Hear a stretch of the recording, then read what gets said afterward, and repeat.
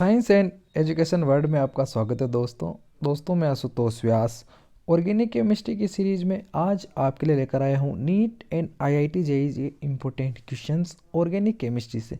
दोस्तों ये वे क्वेश्चंस है जो कि प्रीवियस ईयर एग्जाम में पूछे गए हैं।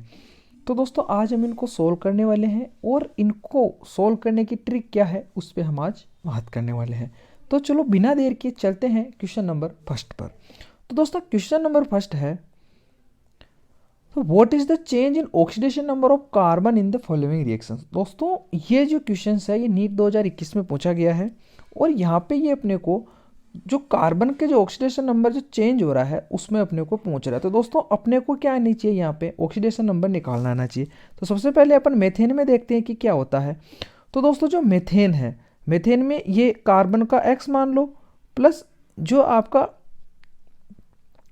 हाइड्रोजन है उसके होता +1, तो ये हो गया +4, तो इधर 0, तो ये हो गया आपका x बराबर -4। वैसे का वैसे आप क्लोरीन इसमें ले लो कार्बन टेट्राक्लोराइड में, तो वापस कार्बन को x मान लो प्लस ये जो आपका CCl4 है इस ये हो गया आपका -4।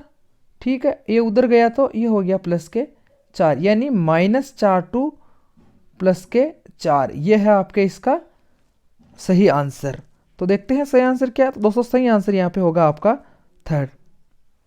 तो ऐसे क्या है आप इसको करते हुए आराम से कर सकते हो। तो चलते हैं अब नेक्स्ट क्वेश्चन पे। दोस्तों नेक्स्ट क्वेश्चन कह रहा है कि एनिसोनॉल क्लीवेज विथ HI। दोस्तों सबसे पहले आपको यहाँ पता होना चाहिए कि एनिसोल क्या होता है। दोस्तों जो एसिटोफिनोन होता है उसको एनिसोल बोलते हैं, यानी कि यह है आपका एनिसोल। ठीक है, OCH3, यानी यहाँ पे जो बेंजीन रिंग है वो ऑक्सीजन के साथ किससे जुड़ी हुई है, मिथाइल से। दोस्तों तो यहाँ पे जो ऑक्सीजन है उसके पास अपने लोन पेयर है। अब ये अपन कह रहे हैं कि ये HI से रिएक्शंस करेगा। यहाँ पे HI से रिएक्शन करने का मतलब है कि जो H+ और I नेगेटिव, यानी कि यहाँ पे अपने को एक प्रोटॉन मिल रहा है। जब भी दोस्तों याद रखें कहीं भी प्रोटॉन हो, ये ट्रिक है कि अगर प्रोटॉन आपके पास है और आपके पास अगर ऑक्सीजन है तो प्रोटॉन सीधा सा ऑक्सीजन के साथ जाके उसके लोन पेयर के कारण उससे जाके ये अटैच हो जाएगा। अब ये अपना लोन पेयर अटैच हो गया तो इस रिएक्शंस को कुछ इस तरीके से देखते हैं, फिर उसके आंसर हो जाएंगे। सबसे पहले अपन रिएक्शंस को सोल्व करते हैं। देखो ये रहा मेरा एनिसोल और ये मेरा OCH3 और यहाँ पे जुड़ गया ये मेरा हाइड्रोजन। अब हम इसको बोलेंगे, इसको जो ये जो बना ना आपका इंटरमीडिएट, इसको बोलेंगे हमें मिथाइल या फिनाइल ऑक्सीनियम। अब ऑक्सीनियम फिर क्या होगा, ये यहाँ से टूटेगा और I इसके साथ आ जाएगा। इस तरह से अपने को प्रोडक्ट में मिलेगा फिनोल और मिथाइल आयोडाइड। तो जो अपना जो आंसर फर्स्ट है वो सही हो जाएगा कि भाई ये वाला अपना आंसर जो है वो सही होगा। ठीक है, पहला आंसर अपना सही हो जाएगा। अब अपन चलते हैं क्वेश्चन नंबर थर्ड पे। तो क्वेश्चन नंबर थर्ड कह रहा है the which of the following alkene can not be made in good yield by Wurtz reaction. दोस्तों अब यहाँ पे एक ट्रिक आप सीधा सा मान लो, जो वुड्स रिएक्शन जो यील्ड यानी कि प्रोडक्शन का जो क्वांटिटी है वो किस में बेटर रहेगी। तो दोस्तों जो इवन नंबर के जो एल्केन होते हैं, जब इवन नंबर वाले कार्बन वाले हेलो एल्केन होते हैं वो इसमें से अच्छी यील्ड देते हैं, क्योंकि इससे वो वापस क्या करते हैं सेम वाले ही बनाते हैं। यानी कि जो वुड्स रिएक्शन होगी उसमें जो अपन हेलो एल्केन के जो 2 मॉलिक्यूल्स लेंगे वो सेम होने चाहिए।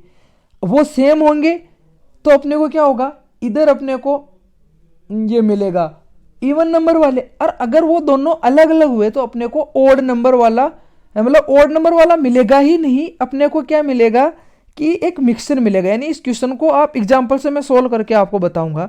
जैसे मान लो मैंने इधर क्या ले लिया, ये मिथाइल ले लिया। ठीक है, इवन और नहीं सेम होना चाहिए मतलब ये। ठीक है, और ये इधर मैंने यहाँ पे NaOH ले लिया। ठीक है, और ये मैंने ले लिया इसमें वापस CH3 आई। तो अब मुझे क्या है, प्रोडक्ट के रूप में मुझे यहाँ पे एथेन मिलेगा। लेकिन अब मैं मान लो यही मैं क्या कर लूँ कि मैं अलग अलग ले लूँ। मान लो मैं यहाँ पे आपका ले लेता हूँ CH3I plus NaOH plus CH3 CH2I। तो अब मुझे क्या है, मुझे यहाँ पे जो प्रोडक्ट मिलने वाला है ना, मुझे प्रोडक्ट क्या मिलेगा, देखो प्रोडक्ट मुझे मिलेगा यहाँ पे इन सब का मिक्सचर। देखो पहले तो क्या होगा कि यहाँ पे जो ये मिथाइल मिथाइल मिथाइल मिथाइल से रिएक्शंस करेगा और मुझे मिलेगा देखो एथेन, ठीक है, CH3 फिर क्या होगा, यहाँ पे जो एथेन एथेन खुद से रिएक्शन करेगा यानी CH3 CH2 CH3 CH2 CH3। फिर क्या होगा, ये दोनों एक दूसरे से रिएक्शंस करेंगे तो मुझे मिलेगा CH3 सॉरी CH2 हाँ CH3 CH2 CH3, यानी कि मुझे एथेन ब्यूटेन और प्रोपेन इन सब का मिक्सचर मिलेगा। ये सब मुझे सेपरेट ना मिलके मुझे मिक्सचर मिलेगा। यानी मैं ये कहूँ कि अगर सेम नंबर वाले मेरे पास अगर हेलो एल्केन है तो मुझे उसी से क्या होगा, अच्छे यील्ड वाला मिलेगा। और जो सेम नंबर वाले मिलेंगे तो ऑब्वियसली बात है कि वो क्या होंगे, इवन नंबर वाला प्रोडक्ट होगा। तो अब अपन देखते हैं कि यहाँ पे इवन नंबर वाला कौन सा। देखो यहाँ पे हेक्सेन और ब्यूटेन, यानी ये दोनों तो अच्छे में मिलेंगे। अब आओ अपन 2 मिथाइल ब्यूटेन और N-हेप्टेन पे, तो यहाँ पे N-हेप्टेन भी अपने को अच्छे यील्ड में नहीं मिलेगा, क्योंकि N-हेप्टेन के लिए मुझे क्या लेना पड़ेगा, प्रोपेन और ब्यूटेन का मिक्सचर लेना पड़ेगा। हेप्टेन मतलब 7 ना, यानी कि मैं अगर उनका हेप्टेन कहने का मतलब मैं ब्यूटेन क्लोराइड और प्रोपेन क्लोराइड अगर मैं रिएक्शंस में लूंगा तो मुझे इन सबका फिर क्या होगा, मुझे मिक्सचर मिलेगा। मुझे मिक्सचर मिलेगा देखो हेक्सेन का, ऑक्टेन का और हेप्टेन का, यानी मुझे केवल हेक्टेन नहीं मिलने वाला। अब आप बोलोगे कि 2,3 मिथाइल ब्यूटेन प्रोडक्ट में मिलेगा। हाँ तो मुझे मिलेगा कि अगर मैं यहाँ पे क्या ले लूँ, यानी जो मेरा प्रोडक्ट होना चाहिए वो होना चाहिए आइसोप्रोपाइल क्लोराइड, या जो भी आइसोप्रोपाइल अगर हेलोजन है तो मुझे क्या मिल जाएगा, 2,3 मिथाइल डाई ब्यूटेन। जैसे जैसे मान लो ये मेरा CH3 CH2 ये I, फिर यहाँ पे CH2, अगर इस तरह का मैं लूँ मान लो तो मुझे क्या मिल जाएगा, 2,3 डाई मिथाइल ब्यूटेन मिल जाएगा। लेकिन अगर मैं क्या लूँ, अगर यानी कहने का मतलब यहाँ पे अपना जो आंसर होगा वो होगा N-हेप्टेन। मुझे यहाँ पे अच्छी यील्ड में नहीं मिलेगा। आप सीधा सा याद रखें कि भाई अगर यहाँ पे कोई भी ओड नंबर का प्रोडक्ट दिया हो ना तो वो आपको अच्छी यील्ड में नहीं मिलेगा, आपको मिक्सचर मिलेगा, ठीक है।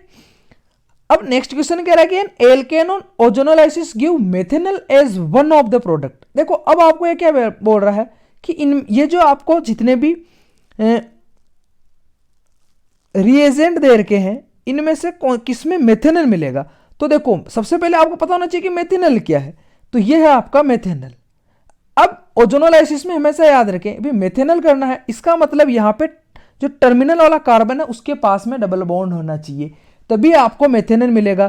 क्योंकि भाई बॉन्ड से ही तो टूटेगा। जैसे मान लो मैं इसको यहाँ से तोड़ दूं तो यहाँ पे मुझे मिल जाएगा एसिटिल्डिहाइड एंड बेंजील्डिहाइड।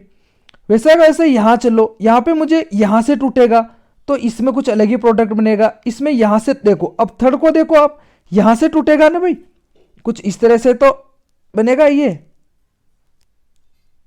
और वो यहाँ से टूटेगा, यानी मुझे यहाँ पे क्या मिल जाएगा, एथेनॉल, और ये आपका हो जाएगा साइक्लोहेक्सेन, और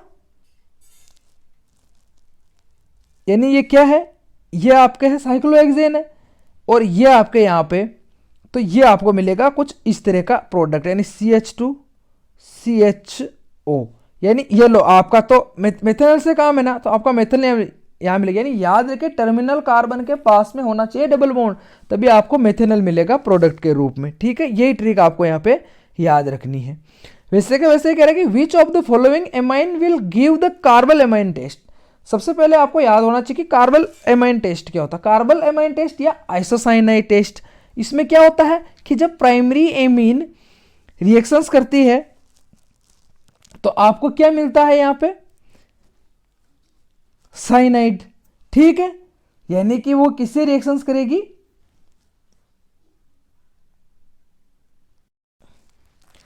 भाई क्लोरोफॉर्म और KO से जब प्राइमरी एमीन रिएक्शंस करेगी तो वही तो कहलाएगा आपके कार्बोलेमाइन टेस्ट है आइसोसाइनाइड टेस्ट। यानी जैसे मान लो ये मेरा R, ये मेरा NH2, ठीक है, प्लस Cl3 प्लस KOH, ठीक है, तो मुझे यहाँ पे मिलेगा आइसोसाइनाइड, जो बहुत सड़ी हुई सी गंध आएगी उससे पता चल जाएगा। अब एक बात आप हमेशा याद रखें, प्राइमरी एमाइन ही ऐसे एमाइन हैं जो कार्बल एमाइन टेस्ट देते हैं, ठीक। अब चाहे वो एरोमेटिक हो चाहे वो एलिफेटिक हो, दोनों ही ये टेस्ट देंगे, ठीक है। तो अब यहाँ पे देखो अभी प्राइमरी कौन सा है, तो देखो प्राइमरी है आपकी एलिनीन, ये रही, यही है आपकी प्राइमरी। बाकी देखो ये आपकी सेकेंडरी है क्योंकि ये NH-CH3, पता चल जाता है ना, ये आपके टर्सरी है और ये भी आपके सेकेंडरी, यानी आपका यहाँ पे आंसर होगा एलिनीन, ठीक है। अब चलते हैं आपके नेक्स्ट क्वेश्चन पे। ये कह रहा है reactions between benzaldehyde and acetophenone in presence of dilute NaOH known as. देखो जब भी NaOH के साथ रिएक्शंस होती है कीटोन और एल्डिहाइड की, तो वो रिएक्शंस या तो केनिजारो कहलाती है या एल्डोल कहलाती। लेकिन अब केनिजारो कहलाएगी या एल्डोल कहलाएगी ये डिपेंड करता है कि उसमें अल्फा हाइड्रोजन है कि नहीं है।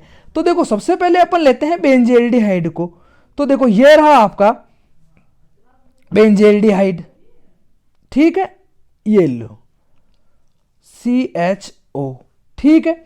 अब आप ले लो एसिटोफिनोन को, तो ये रहा आपका एसिटोफिनोन, ठीक है, यहां पे लिख देते हैं भैया आपका एसिटोफिनोन। OCH3 आपका एनिसोल, यानी इसमें क्या है, अल्फा हाइड्रोजन है।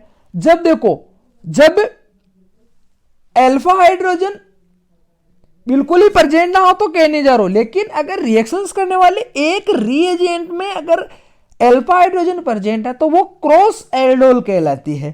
तो आपका यहां पर क्या होगा, आपका यहां पे आंसर होगा क्रॉस एल्डोल, ठीक है।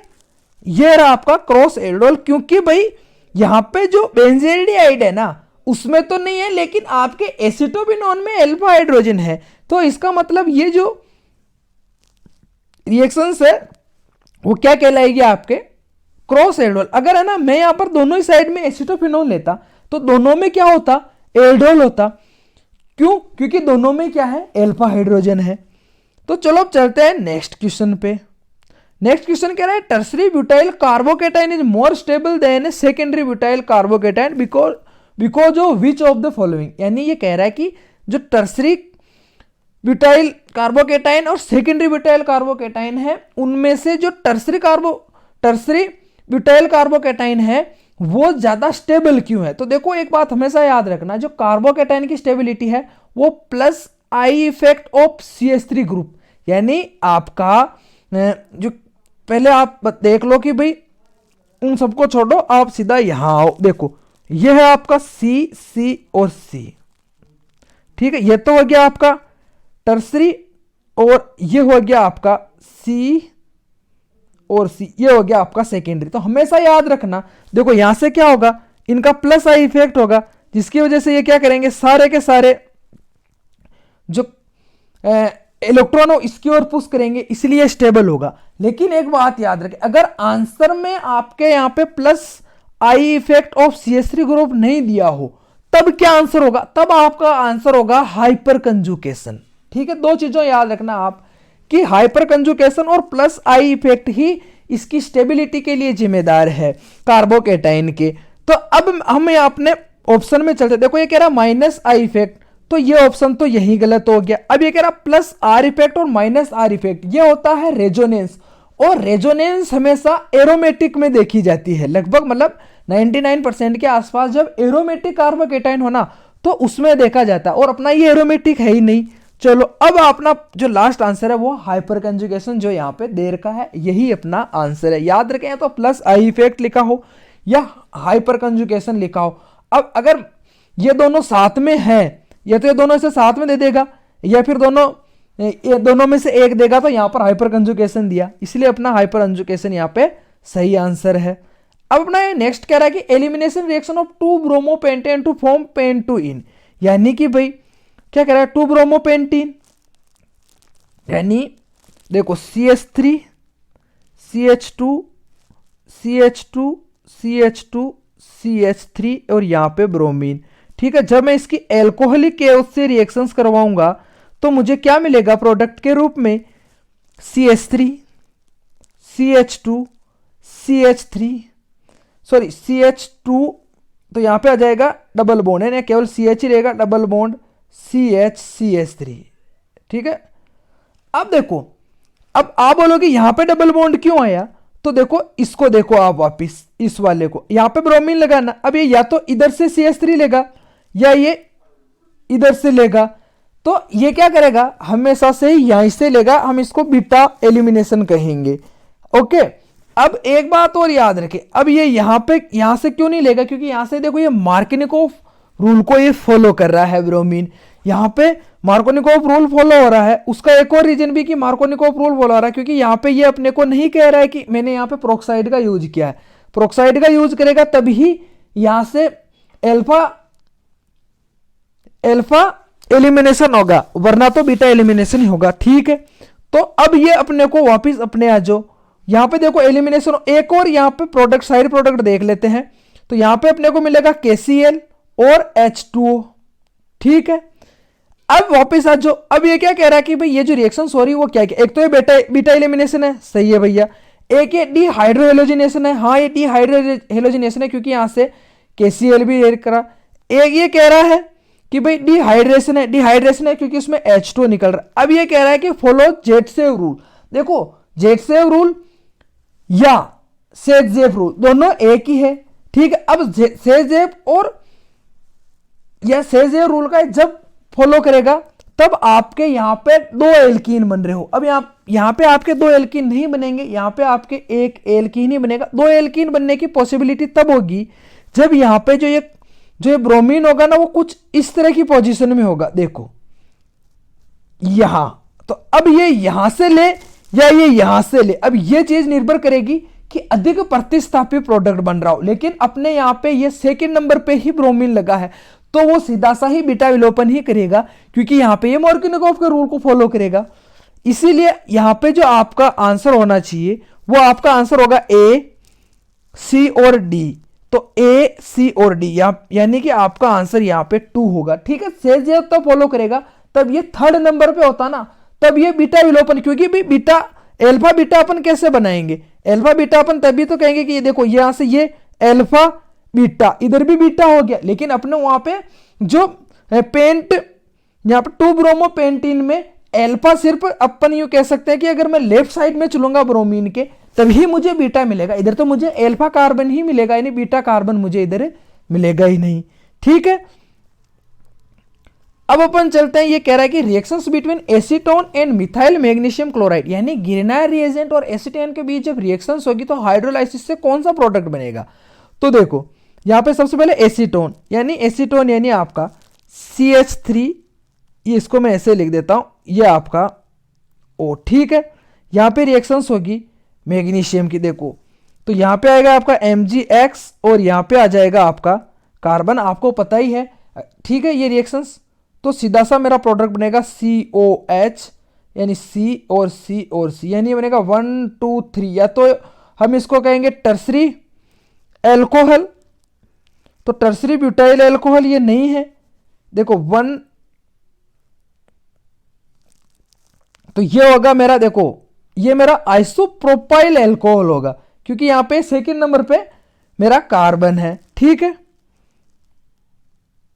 अब चलते हैं अपन नेक्स्ट क्वेश्चन पे। नेक्स्ट क्वेश्चन कह रहा है identify compound x in the following sequence of reaction. देखो ऐसे क्वेश्चन बहुत पूछे जाते हैं, बोर्ड में भी पूछे जाते हैं, जेई और नीट में भी पूछे जाते हैं कि आपको एक्स पूछेगा। अब देखो, अब यहां पे देखो अपने को पता है कि हेलोजिनेशन रिएक्शन हो रही है। ठीक है, अब यहां पे ये CHO कह रहा है, अब देखो हेलोजिनेशन रिएक्शन हो रही है ना, तो हेलोजिनेशन होती है वो एक तरह से चेन में चलती ही जाती है।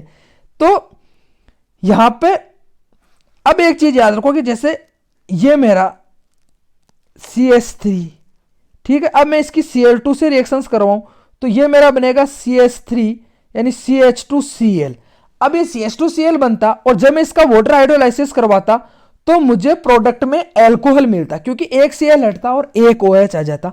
लेकिन यहां पर क्या है कि मेरे को एल्डिहाइड मिल रहा है, एल्डिहाइड मिलने का मतलब है कि जो मेरा जो प्रोडक्ट था ना वो होना चाहिए भैया ये CH2Cl2। तब क्या होते, दो OH आते देखो ऐसे, ठीक है, यानी ये CH OH और OH। अब यहां पे क्या होता, ये वाटर मॉलिक्यूल के रूप में बाहर निकलेगा और मुझे मिलेगा सीधा सा मेरा एल्डिहाइड, ठीक है। तो यानी कि जो X है ना, यहां पे X होगा मेरा CHCl2, ठीक है। तो ऐसे करके आपके यहां ये कंप्लीट होते हैं सारे के सारे क्वेश्चंस, ठीक है। अब मिलते हैं आपके लिए नेक्स्ट सीरीज में। अगर आपको ये अच्छा लगे तो लाइक करें, शेयर करें और सब्सक्राइब करना बिल्कुल भी ना भूलें। Thank you.